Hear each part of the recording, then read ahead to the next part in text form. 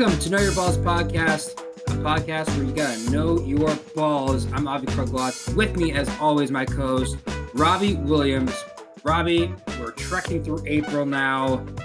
Things are still happening, and things are still there to be talked about. Those things, man, they just don't stop happening. Crazy. Things be happening. What's that? I'm sorry, I gotta stop you for a second. What is that? Oh man, not J-Rock. I can't get J-Rock out of my head. That ridiculous rapper. He has a song called Time, and it's called like Time. It has ridiculous lyrics. I wish I could remember them right now. I can't remember. Time, like the thing about time is that it passes. Yeah, and it just keeps going, and it doesn't stop. It keeps going. But it's got just like what you said with like things happening. Things are happening. The weather is weathering. We're moving on. We got a lot on the docket today. The NCAA recently approving a new transfer rule. We'll get into that first. We'll also talk about things happening in the NFL. Again, Robbie, things are happening. Julian Edelman calling it a career. The Cleveland Browns making a couple of moves on the defensive line that we'll mention. Joey Votto getting into it with an ambitious better.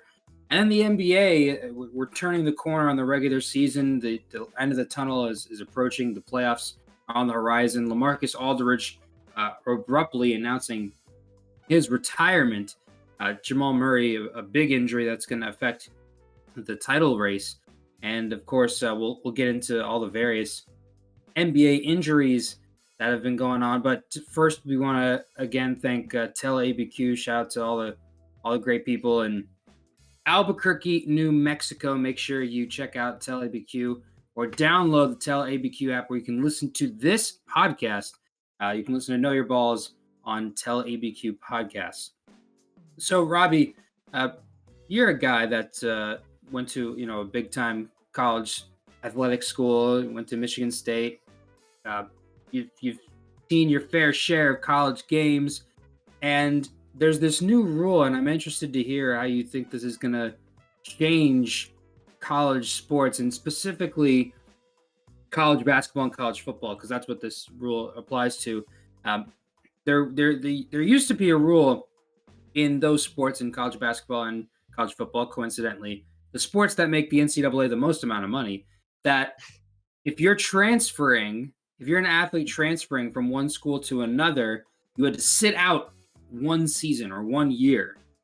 Now the NCAA is approving a new rule that they don't have to wait anymore. That it's a one-time rule. So if you transfer twice, then that's another story. But that doesn't happen as often, obviously. If you transfer once, you don't need to sit.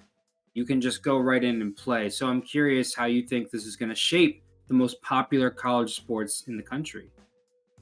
I feel like you'll see more transfers because there's not like a penalty for it anymore. But also, it kind of, I don't know. I feel like it's a little ridiculous to take away a year of somebody's playing time because they don't like the school they're at for whatever reason. I definitely think you'll see a lot more transfers, though. That's the only effect I can really see this having. Yeah, we're already seeing a lot of transfers as it is. The term transfer portal is not something that I don't think people would have heard a lot in the last 5 years ago, and now that's like a common term. Like, oh, they're entering the transfer portal. Oh, they're going this way. Like in college football, I'm just off the top of my head. Justin Fields is one example. He's going to be a first-round draft pick. He was at Georgia. He transferred to Ohio State. I'm blanking on the next one. Joe Burrow. Joe Burrow went to Ohio State. He transferred to LSU. Won the Heisman. Was the number 1 overall pick. So these are already prominent athletes that are involved in this, and now it's just going to further like a new culture almost. Like maybe we'll see like college football or college basketball free agency as we start to slowly move into like a business side of things for college athletes getting potentially compensated. In a couple of years, they might open up trades. Because teams are going to start getting upset that they're losing their best players and not getting anything in return. So it's like, well, you got to give me something then, you know. I mean, seriously, if you start paying the players and everything, I mean, why not? You know, Trevor Lawrence for your whole secondary. Say something. It evens out, right? Yep. Yeah, so I'm really interested to see how that's going to go. I think this is going to be more of like, I mean, we've already seen it in football, college basketball. I mean, not all the top, many of the top prospects are one and done anyways. So I don't know if this is going to necessarily change too much in college basketball in terms of the elite talent, but we shall see. So and like you, I agree that this was overdue. Like no one should have to sit out for a year. So moving on to the professional leagues, the NFL, Julian Edelman, the wide receiver for the New England Patriots, long-time wide receiver for the Patriots, was there 11, 12 years. And he was not undrafted. He was a 7th-round pick back in 2019. Basically was the Wes Welker replacement for the Patriots. Had a great career, one of the great Patriots wide receivers. And now that he's retired, there's discussion of whether he's in the Hall of Fame or whether he should be in the Hall of Fame or not. Is he a Hall of Famer, Robbie? I think we should be talking about him because he was a great player and he's retired, and I was a little surprised, but like I don't know where this Hall of Fame discussion came from. Like I was very surprised. I was playing a game with my buddy last night and he asked me the same question. He's like, "Do you think Julian Edelman should be in the Hall of Fame?" And I was like, "Should Greg Jennings be in the Hall of Fame?" You know, like I could think of like a lot of good players. Is like I respect them. They're great players, but like Hall of Fame players, I don't know. Maybe one day, but I really don't see it happening. Some other notable wide receivers that are not in the Hall of Fame: Sterling Sharp, Reggie Wayne. Oh man, Reggie Wayne was Reggie Wayne, like Hines Ward, Jimmy Smith, Torrey Holt. These are all guys that you could. I mean, I think they have better numbers than Edelman for his career, and they're not in the Hall of Fame. Yeah, I think Edelman might have like an all-time high passer rating though, right? 7 for 8, 179 yards and 2 passing touchdowns in his career. So 2 of his 7 passes were for touchdowns. Pretty high. I don't know ratio. what that works out to in the decimal points there, but it's got to be pretty good. Yeah, and in terms of receiver, he had 620 catches, over 16, or sorry, not 16. He had over 6,800 receiving yards, and he had 77 touchdowns. In the playoffs, though, is where he really made his mark. 118 catches, over 1,400 receiving yards, and 5 touchdowns. He's a 3-time Super Bowl champ, a 1-time Super Bowl MVP. The last title that the Patriots won against the LA Rams, he was the MVP in that game. So look, I think this is one of those things where like everything's kind of sensationalized even more in this internet social media age, and he definitely had a great career. Retire his number in New England and hold him up as one of the franchise's greats, but I think there are levels to this, and there are arguments to be made that he's one of the great postseason receivers of all time, but I don't necessarily view it as like he was getting them there. Like when they got there, he was balling, but I mean he's a passenger on the Belichick Brady train. Exactly. No, I definitely see why New England would, like you said, retire his number or something, but to put him in the Hall of Fame, that's, especially when you named a bunch of other players there that, would be that's the thing. If you start letting someone of that caliber in, well, then every time somebody gets to this like high mid-range, player caliber, like then you got to consider them for the Hall of Fame. I don't know. They're going to have to like annex sections of the Hall of Fame or something, start doing some additions. Right. Like kind of there, like just one section in Canton. It's just kind of there. Honorable mention. Yeah. Well, Edelman definitely had a great career. Patriots fans will never forget. Never forget him. Never forget his clutch Super Bowl performances. He was a hell of a player. So congratulations and mazel tov to Julian Edelman on a great long successful career. So we wish him well in retirement. So moving on to more current NFL, news that's I guess impacting the next season's picture of contention. Uh, Jadeveon Clowney, finally, with all this foreplay and with all this will they, won't they, the Cleveland Browns and Jadeveon Clowney finally come to an agreement. Clowney signs with the Browns for a 1-year deal worth up to $10 million. It's really $8 million with $2 million in incentives. And finally, like as a Browns fan, I was like, okay, is he coming or not? Like, I don't want any more hypotheticals. If he's going to be on the Browns, he's going to be on the Browns. If he's not, he's not. I'm okay Stop with either. Just like, yeah, stop. Just commit or not. This was a guy that the Browns wanted badly last year.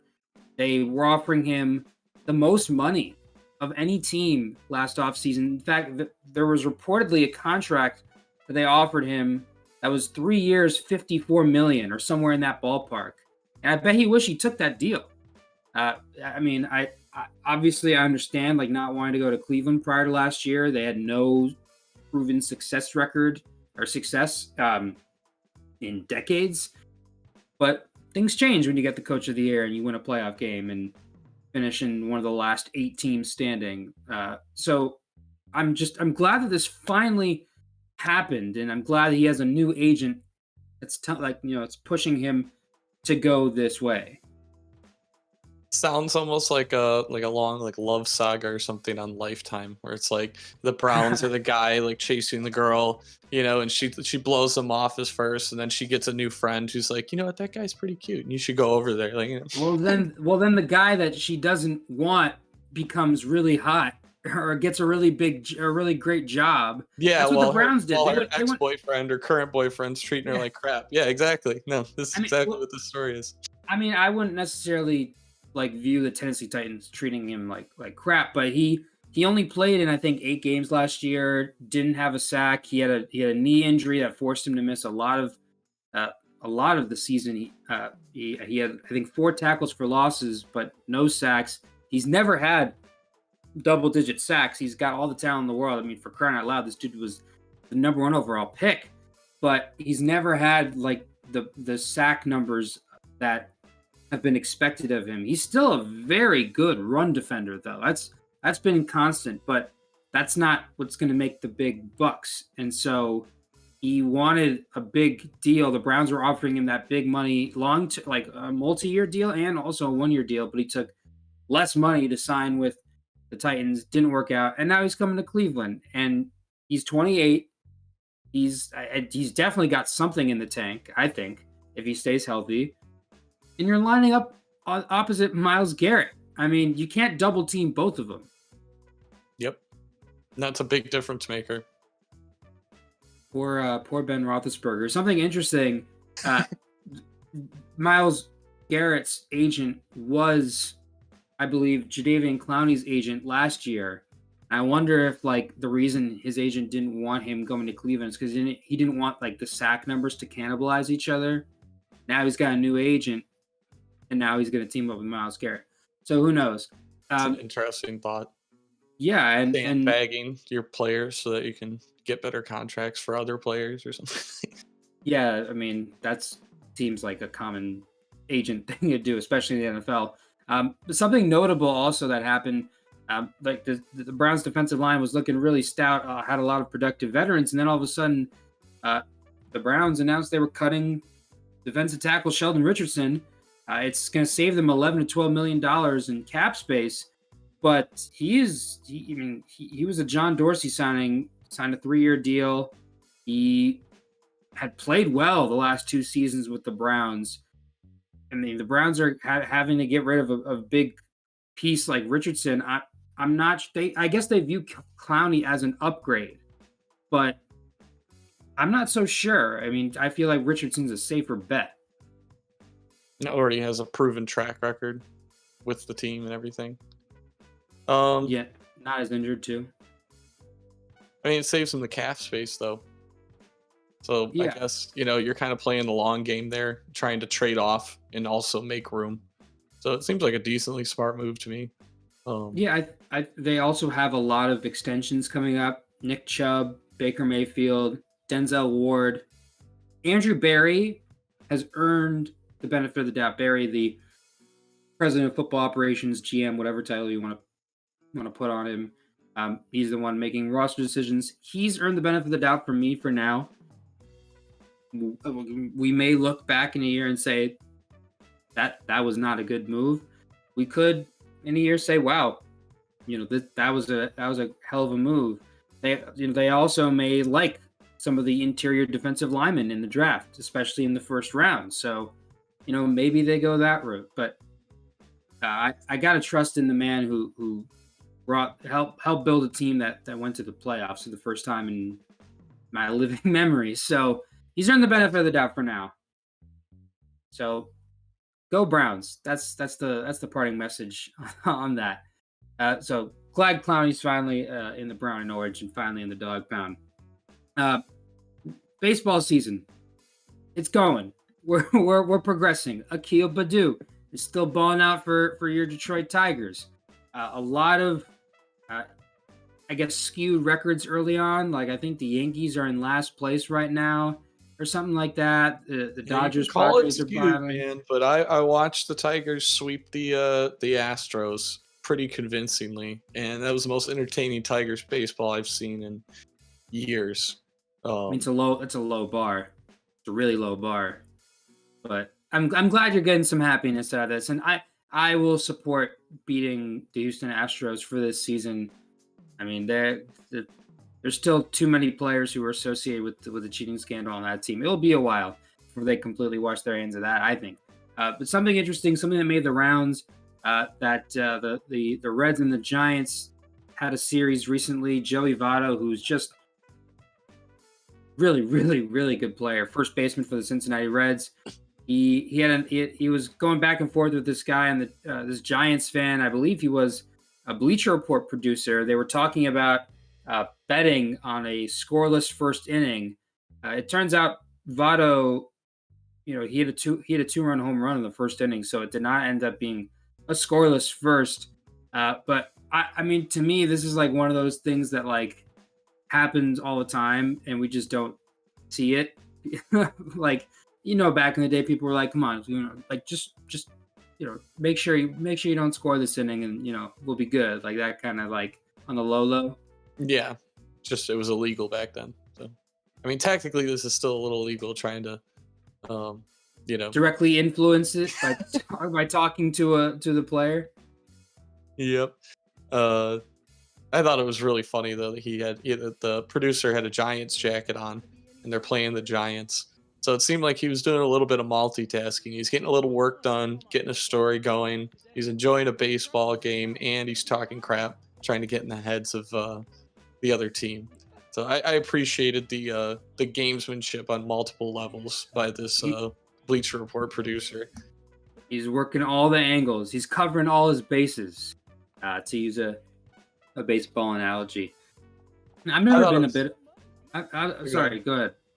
Okay. I thought it was interesting that one of the guys said, "You're not a real fan for betting on the game," because he's like, "Oh, we win and your team loses, but you'll say you still won because you won money." And my dad will say the same thing about like fantasy football. He's like, "That's not real fan. You're not a real fan if you root for individual players on a team. And you're not rooting for the teams and the games and stuff." And I don't know. I think it makes you like a super fan. Like you're still rooting for your team, but also you also got this side stuff going on. So gamesmanship on multiple levels. I definitely appreciate it. I was gonna ask, like, I mean, have you been that gambling guy? Do you bet on games? Like, how much are you personally like putting money down on like sports results, excluding fantasy football and that kind of stuff? I made a FanDuel account, and I didn't have my wallet near me while I was doing it on my phone, and I just got lazy, and I never finished plugging. I did everything except for plug in my credit card information. And I regret it because I made it because I wanted to bet on UCLA to at least beat the spread against Michigan and Gonzaga after watching them beat Alabama. And I was just like, or did I mix that up? They beat Alabama first. I'm getting It was I'm that getting was such a confused now. it's such a whirlwind. But yeah, I mean, they made a hell of a run and all the way up through Gonzaga. Okay, so Alabama first. So So I yeah, would have I won know what you money, mean. but I didn't finish betting. That's the closest I've come to actually putting money down on a game. I mean, excluding fantasy football, and I did a little bit of fantasy basketball, and I guess that's its own form of gambling, I guess, because you are like betting on like season long performances of certain players. Uh, but I the only time I've ever actually put money down on a game, this past Super Bowl, I think I bet that Mahomes was going to be like, I forget what the line was. It was like maybe 35 and a half rushing yards. And I was like so convinced that Mahomes was going to be under that. But then, like, on the first drive of the game, he rips off like a 27-yard run or something like that. And so he hit the over. And then I also did a parlay. I bet the over on the Super Bowl, which didn't end up happening because I did not know that the Buccaneers were going to hold the Chiefs without a touchdown. And I also bet money line on the Bucks. So I got that on the Bucks, but I lost it because it was a part of a parlay. But yeah, I mean, I know people who are like very hardcore, like studying all the money lines every day, trying to like put something down. It's never been that way for me. It just makes it way more stressful, and especially betting on my own team. I don't think I could ever do that.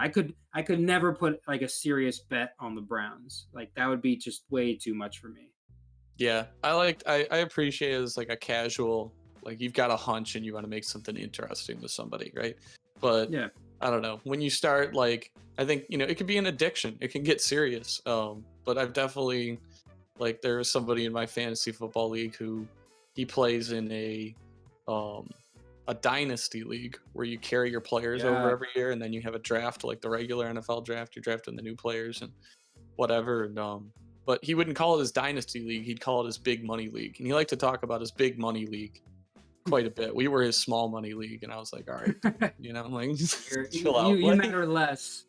yeah, Yeah. no, it's like he wasn't thinking anything of it, but he's just one of those guys. Yeah. I was in a dynasty league, but you only care, like, it was a high school league, like with a bunch of high school friends, and you only carried two players over. And I remember, I'll mention this briefly. It was a PPR league, points per reception, right?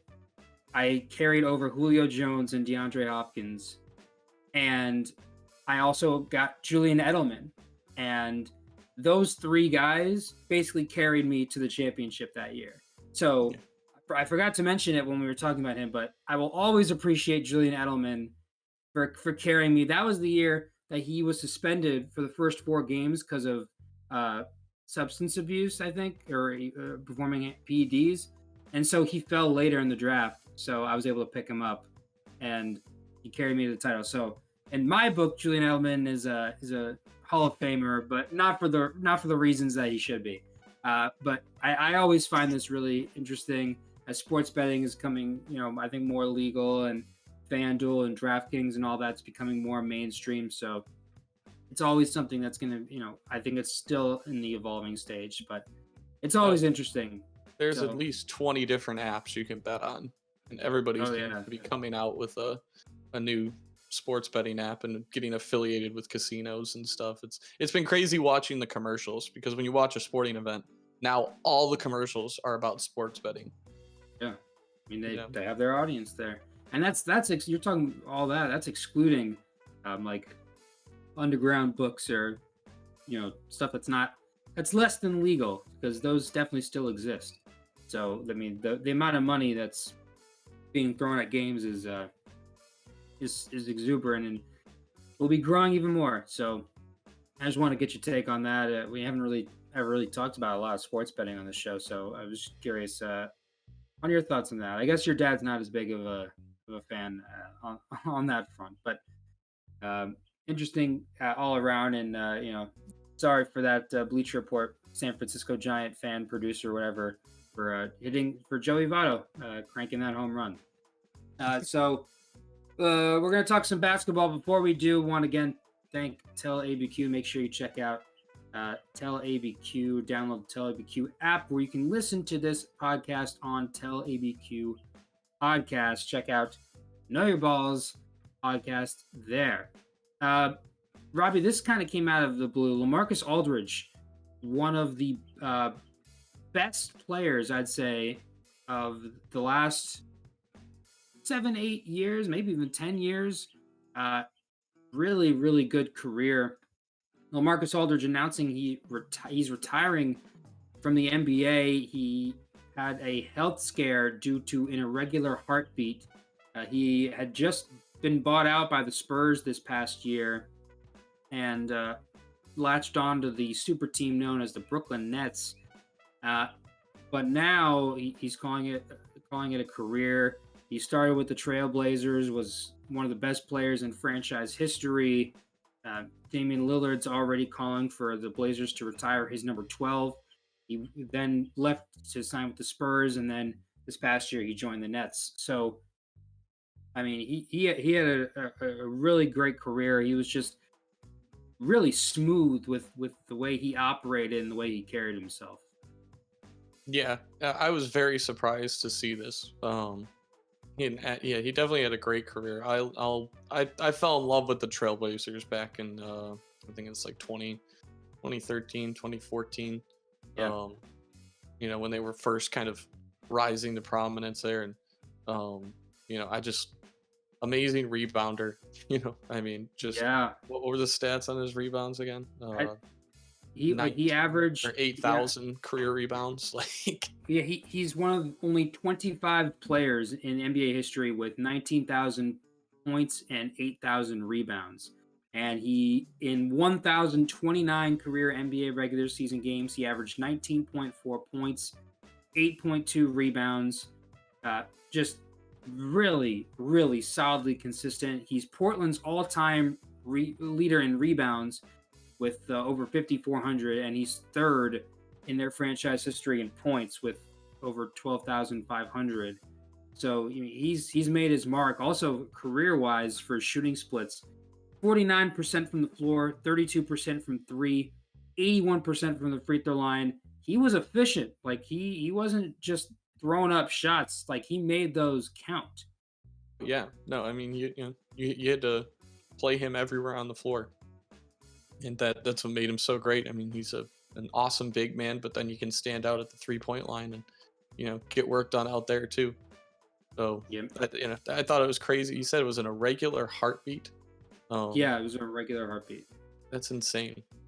To be to just play for that long, and then all of a sudden you're just laying in bed one night and you're wondering what's going on in your chest there. He I mean, good for him though. Like taking care of his health and not I think there's a lot of people who might, like, I personally would ignore that. Like if I felt a weird rhythm in my heart, I'd be like, I'm going. I don't care. Like I would be like, I'm going out with an irregular heartbeat.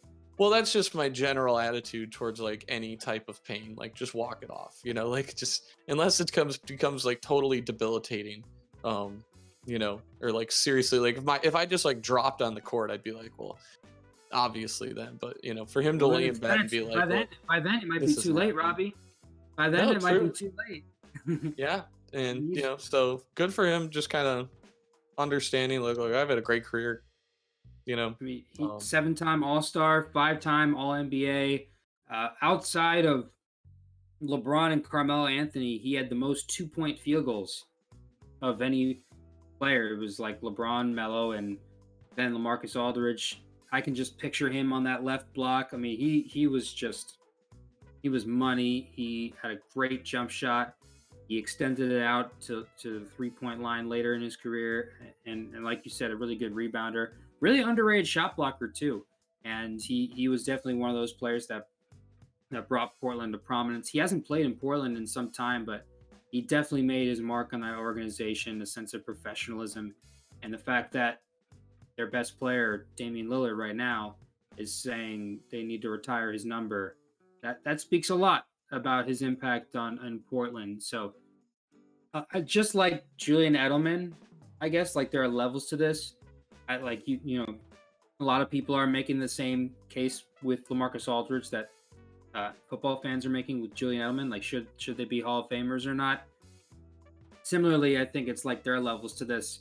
Their numbers should be retired by their team. But that being said, I wouldn't necessarily be like upset if he was ended up in the Hall of Fame one day. I just, he should definitely get his jersey retired. I mean, LaMarcus Aldridge is in a different, like you said, a different realm though than like Julian Edelman is. Like his numbers are actually, I mean, like you said, one of only 25 players in NBA history with 19,000 career points and 8,000 career, rebounds. So you think he's a Hall of Famer? I mean, when you're in that kind of range where, I mean, you could say one of 25 in the entire history of the NBA, you're in that group. I mean, think of how many other players have played in NBA history and didn't make it into that 25. Yeah. It's a good point. I mean, when I see numbers like that, 7-time All-Star, 5-time All-NBA, like that's, I'm not saying he's a shoo-in, but I definitely think he has a bigger case than Julian Edelman. Like Julian Edelman was a great, receiver for his team, but he wasn't blowing up the stat sheets, Yeah, no, you make a really good point, and they're different sports, so a wide receiver is going to have a different kind of impact. The position you play really determines how much of an impact on the game you're going to have. In football, basketball, it's different. You make a good point, and so there's definitely an argument to be made. So again, though, we wish Marcus Aldridge a happy retirement. He's had a long, really successful career on and off the court. He's made a lot of money for himself, and he's going to be able to take care of his family and the people he cares about. So congratulations and a happy retirement to LaMarcus Aldridge. On a side note, though, I'm kind of happy that the Nets don't get him anymore. Anybody else feel that way? Like, nobody likes the way that the Nets were constructed. Like they view it as like all these hired guns and all of that. Yep. So, yeah, I'm interested to see how Brooklyn replaces him. It's gonna be a downgrade, but that's something that like because it's Brooklyn, I don't think it will hurt as much as if he had gone. Like if he had gone to Milwaukee, for example, that would have been a much bigger loss, I feel like, for them. Even though they're also a contender and only 3 games back of Brooklyn. So, you make a good point. Yeah, Brooklyn will be just fine. Yeah, Brooklyn will be fine. I don't think many people are sympathizing with them right now. But someone that is getting a lot of sympathy now is Jamal Murray, who tore his ACL against Golden State not long ago. I mean, this is a big one. This is going to impact this year with Denver, and it's probably going to impact Denver's season next year too, because the timetable for this kind of injury. I mean, I'm not a medical expert, but I haven't seen guys tear their ACL in April and then be ready to go in October for when next season starts. So this is a very fickle sort of injury. Like those 3 letters, like that's nobody ever wants to hear those 3 letters in that order, ACL. And I mean, Denver was clicking though. Like they had Murray, they had Michael Porter Jr. Jokic obviously is the main guy. They acquired Aaron Gordon, an absolutely tremendous pickup for Denver. He fits perfectly with what they want to do. They have Will Barton. I really like their head coach, Mike Malone. They have a lot of great things going for them. And then their point guard goes down, and I don't expect him back for the rest of this season. And this kind of transitions into what our last topic is: these NBA injuries. There have been a long list of guys who have missed significant time, and these are the top guys. LeBron and Anthony Davis have missed long stretches, are still out as of this recording. Durant and Harden have missed a lot of time. Giannis recently just got back from, I think, a 7-game absence. And then Donovan Mitchell, he just got hurt too. He just injured his ankle. As of now, don't know what that timetable is going to look like, but he's definitely going to miss some time. These are not just some players. These are the faces of franchises. These are the top of the top. These are all-stars, all-NBA caliber players. Jamal Murray is just one of the handful of guys who now torn their ACL this year. Spencer Dinwiddie earlier the year, Markelle Fultz, Thomas Bryant. These are all important guys. Even young guys like LaMelo Ball are missing a lot of time. I mean, the NBA has been forced to congest their schedule so much. The wear and tear is really starting to show. Yeah, I mean, you mentioned LaMelo Ball, and I think that's one of the more significant injuries here because he's most likely getting a second opinion, but he's more than likely out for the season. And the Hornets are sitting in that 8th spot with 27 wins. Only 1 ahead of the Pacers, 4 ahead of the Raptors. And so I think losing one of their star players for the rest of the season, no way he's coming back. Definitely hurts them more than some of these other. They said he might come back. Like he was originally like, "There's no way he's coming back," and then there's like reports that like, "Well, maybe." Yeah, but by the time he comes back, I don't know. We'll see. Yeah, I think something else that's interesting. The NBA this coming off season, I believe, is going to be their 3rd consecutive shortened off season. Between COVID and everything. This year, they wanted to make sure that the finals were done before the Olympics. And so that was like a hard deadline for them. They still want the season to go back to normal. Starting next year, they still want that 82-game schedule that will kick off in about mid-October.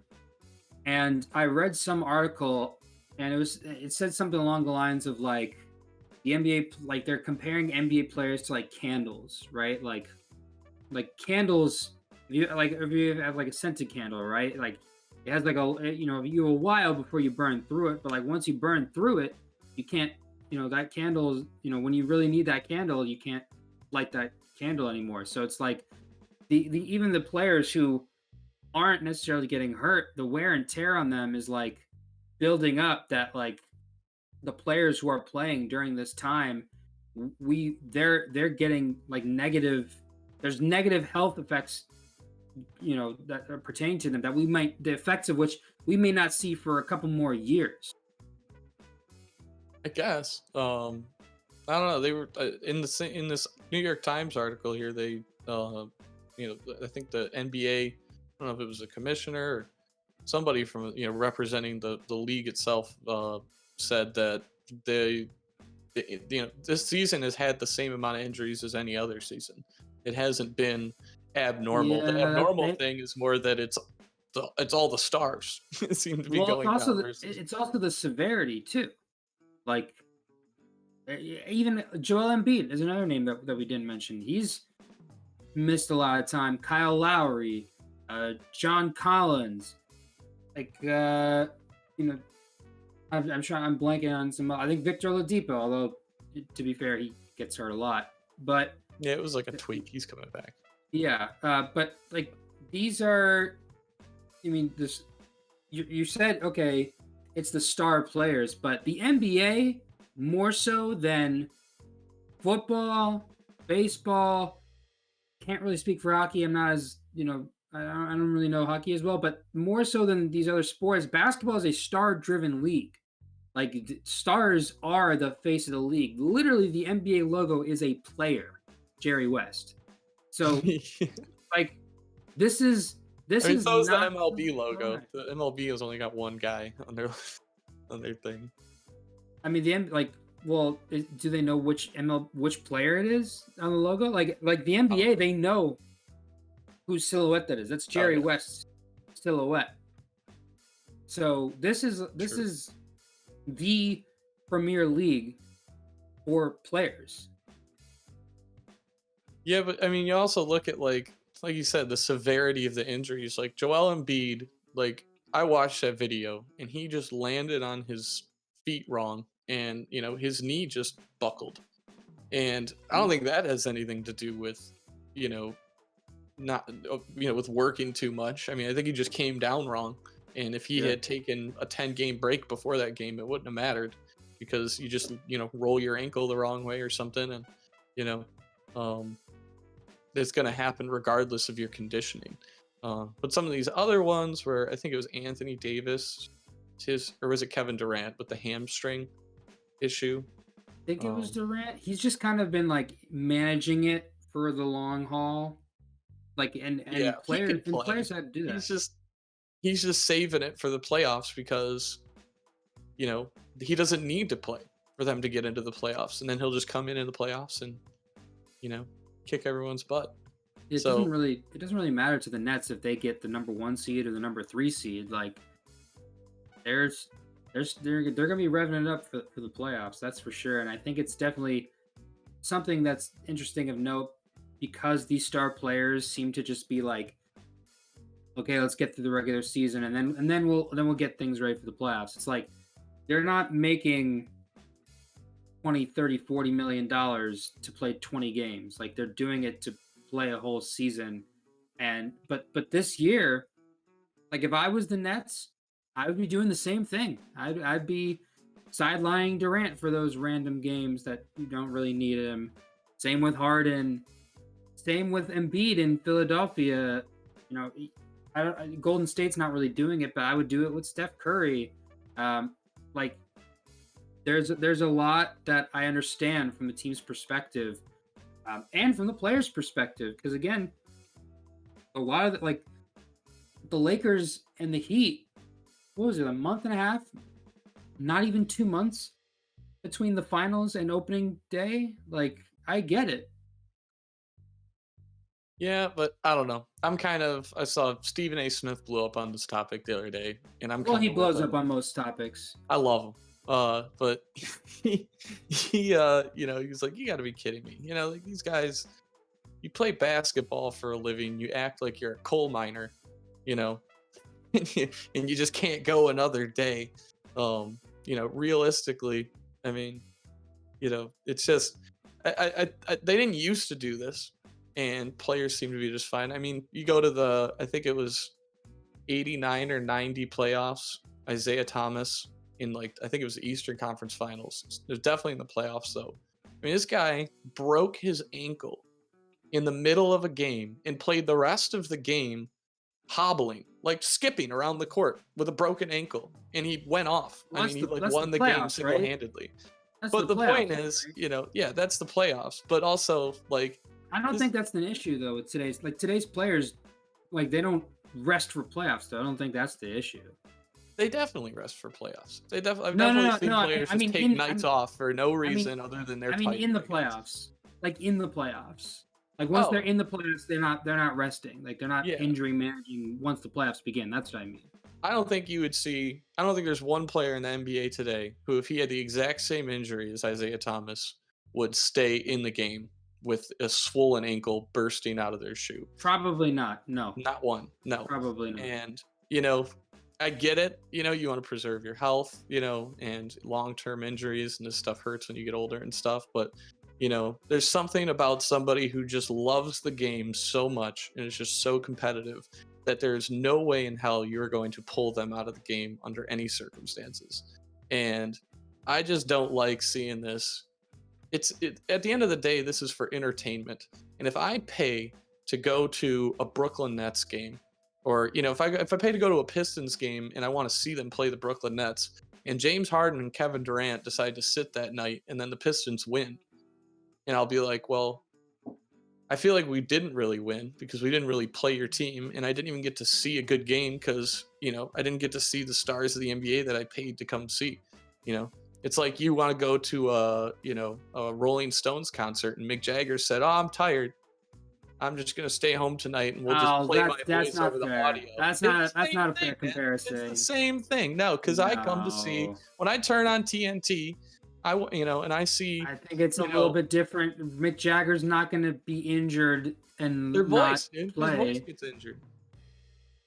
I think that you had me until you like I could understand what you were saying until you brought up the Mick Jagger comparison. I can't go that far with you. I can't go that far with you, Robbie.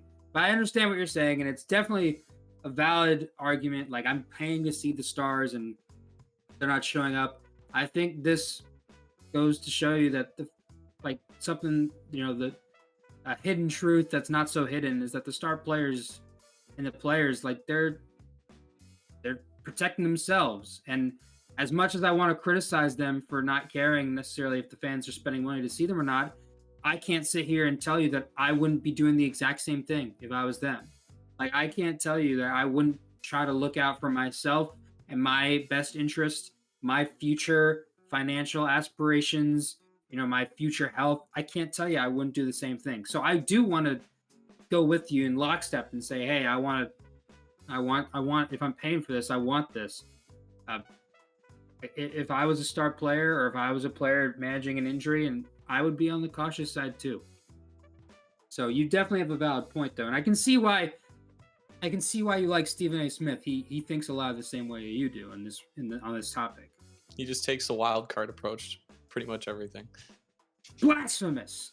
All that. Sometimes he gets a little ridiculous, though. It's funny watching him. He's doing an interview with this guy who used to be on a soap opera. I can't remember his name, but they've been doing these interviews together, and I've seen them. He's a big General Hospital fan. Yeah. All right, you know the guy, Sonny Corinthos. My mom used to watch his show all the time. Anyways, it has nothing to do with sports, but Stephen A. Smith and him are talking, I think, about like mental health and stuff. And to see him not putting on the act, for First Take or whatever, he's like a totally different dude. Like, he's actually very mild-mannered and like very calm side to him that, like, it's just so weird because every time I turn on the TV and see Stephen A. Smith, he's losing it. he came and spoke at my school at Emerson. I go to Emerson College, and he actually came and spoke, and I got to see him live in person. He was very insightful and like how he views the sports landscape and world, and how he views like the bottom line and hard work and all that, and generating interest and revenue and all that. He does still have a little bit of that like TV flair to him, though, even when he's not on camera. But I do see, I did get to see like a real side of him when he's not, I guess, performing or on the clock. So yeah, he's definitely a wild card, and he's definitely the most famous person in the sports media landscape, that's for sure. And yep. I believe the highest paid one, as he should be, because he's generating the most amount of revenue for ESPN. So I mean, the fact that we're even talking about him for this long is just kudos to him and the career he's built. So of course we were gonna turn this into a Stephen A. thing. My dad's not a big Stephen A. guy, and so if he when he watches it, he'll be like, stop talking about him. So we'll put a pin in it there. Again, we want to thank Tell ABQ once again. Follow Tonique on all our socials. You know the works, the drill. Follow us, and the website www.latonique.news. Got a lot of great stuff coming. I'm afraid to pass it to you, Robbie. I'm afraid I don't know what's gonna come out of your mouth, but I'll begrudgingly hand it over to you for one final word. Okay. What? Oh no! Oh no! Oh. Come on, Robbie. What did the announcer say about the wide receiver with no hands? He's just wide, not a receiver. And he said, "Now that's a real football player. He doesn't have any hands. Because he's just doing with his feet." That's the best I got, dude. That's it. That was an original. That was your worst one yet. You came up with that on your own. I did. I didn't Google it this time. Yeah, I could tell. That was terrible. Yep. That's Know Your Balls podcast. See you next time.